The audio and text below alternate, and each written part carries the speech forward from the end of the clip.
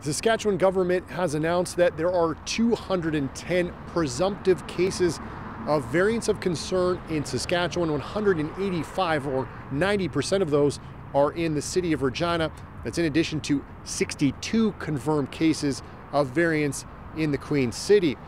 One epidemiologist says that the variants of concern seem to be continuing the spread of COVID-19 in Regina and causing the higher numbers.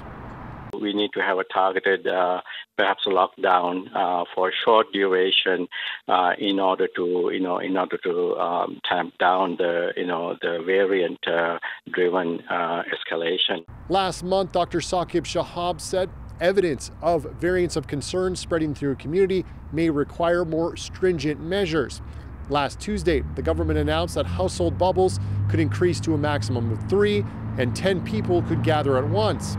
Then on Friday, it recommended that people in Regina, especially those over 50, should not expand their household bubble because of the spreading variants. The opposition NDP says the government's messaging needs to be clearer. We shouldn't have government saying one thing and Dr. Shahab saying another. We should be listening to healthcare professionals, putting out clear guidance, not saying, maybe don't increase your bubble. Like, how do people deal with inconsistent, unclear, and confusing language from government, who is supposed to be the leaders of this ship?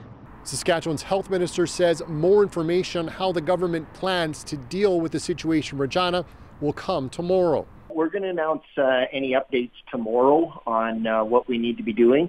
But again, we're focusing in on any hotspots that are throughout the province. And if something that needs to be addressed, we will address that as quick as possible through contact tracing, also through our testing. But more than anything, the quickest way through this is through our vaccines. For now, Paul Merriman says people need to do their own risk assessment before heading out or meeting with others. And he says they should familiarize themselves with the current public health orders.